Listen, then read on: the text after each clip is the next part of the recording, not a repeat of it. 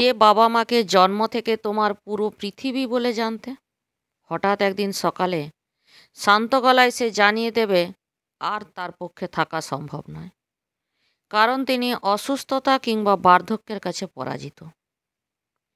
যে ছেলে মেয়েকে বড় করতে তোমার জীবনের সব থেকে দামি সময়টা ব্যয় করলে, সেও একদিন উল্লাসে চিৎকার করে জানাবে তার বিদেশ যাত্রার নিশ্চয়তা।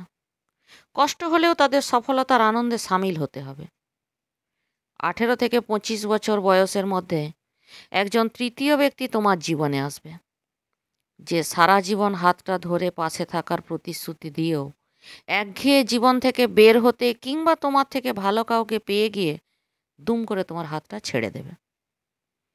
যেখানে কোনো বার্তা ছাড়াই সবাই চলে যায়, সেখানে বছরটা এসে 1 জানুয়ারি দিনই জানিয়ে দেয় তার 31 ডিসেম্বর চলে যাওয়ার কথা।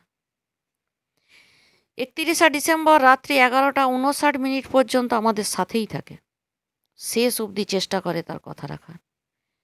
তাই তার বিদায়ের মুহূর্তে কি পেলাম, কি হারালাম, কেন পেলাম না, এইসব না খুঁজে সমস্ত রাগ অভিমান বিদ্বেষকে পাশে সরিয়ে রেখে হাসি মুখে বিদায় দিতে পারি না, যাতে যে ছেড়ে গেল আর যাকে ছেড়ে গেল কেউই অপরাধ বোধে না ভুগে, অনুশোচনা বা অনুতাপের আগুন স্পর্শ না করে।